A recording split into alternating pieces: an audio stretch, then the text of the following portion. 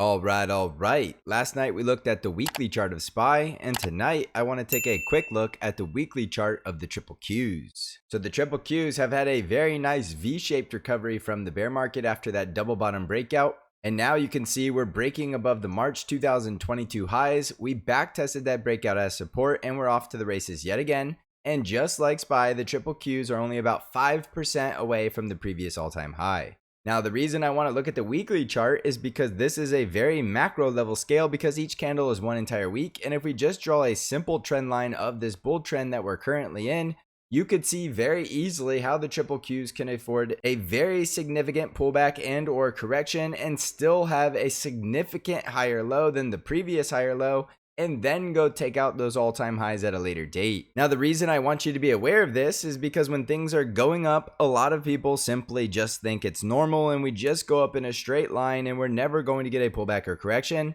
But that is not how bull markets work. When you're in a bull market, it's completely normal to get pullbacks and corrections, and those can be anywhere between 3 to 7% or 10 to 15%. So even in this scenario, if we're reaching a local top because we are going into earnings season, it's completely normal to see plenty of volatility and profit taking. And because we've had such a V-shaped recovery, it's completely normal that earnings lead to sell the news because everything is already priced in for perfection. So even if earnings are good, it's completely normal to get a sell-off, and that sell-off could take us all the way back down towards 360 and 350 and possibly even lower. The reason I want you to be aware of this is because if you're aware that it's likely coming, or at least that it's very possible, it won't catch you off guard and you can start preparing for it immediately. So in the triple Qs, we're only 5% away from the previous all-time high, and we're going into big tech earnings, which is very likely going to lead to plenty of volatility. And there's also a major rebalancing event going on, where there's also going to be some big tech companies sold off in favor of a rebalancing of their portfolios.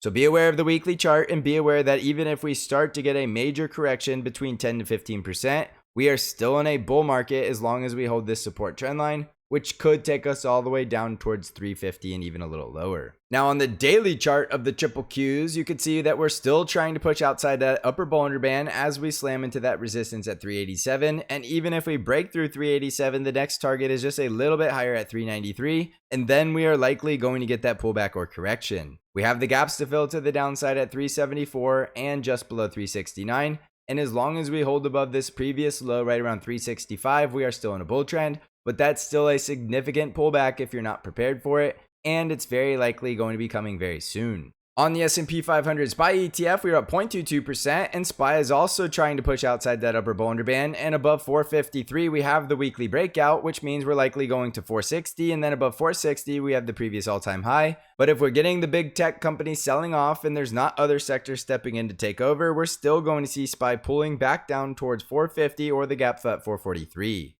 As long as we put in a higher low above 436, then we're still in a bull trend. Otherwise, we're likely going through a deeper correction that could take us to the gap fill at 423. So remember, when we talk about trading the gap fills, we needed to see that pivot in the price. So if we start to see that pivot, then you have a risk level you can short from, and the gap fill below is likely going to be our target. On the Dow Jones, we were up 0.32% today, and we continue the bull breakout above 346, but we're just getting too far overextended, gapping up outside the upper Bollinger Band, leaving a gap below 350 and very close to critical resistance at 353. So while I do think the Dow Jones is going back up to the previous all-time high, don't be surprised if we get a pullback to retest the breakout before we continue this bull trend. And of course, this pullback could always go even deeper to fill the gap around 339. So yes, these are bull trends, but that doesn't guarantee we won't see a correction or a pullback. And now we're reaching earnings seasons. Now could be the perfect time to see that. So pay attention to these critical resistance levels and the gap fills below. On the Russell 2000 IWM ETF, we're up 0.42% today, and we're getting very close to the next price target at 198. And we're bullish as long as we're above 195. And if we break below 195, we're looking for the gap fill at 190 and possibly even a retest of the breakout at 188. And we're in a bull trend as long as we're above the breakout at 188. But be aware, if we get a rejection, we could come back down towards the gap fill. On the ARKK ETF, we were up 1.58% today, and we did hit the price target at 50.7. And if we break through that, the next target higher is at 52.3. And if we get a rejection, we're looking for support at 48.6 and the breakout right around 46. Today, the VIX was up 3.31%, and the VIX is showing some signs of finding support, and we now have two hammer candles down here right around 13. So if we break 15, we're going to be looking for more fear and more panic, which could be due to earnings season, and then we'll be looking for the VIX to push in between 18 and 20.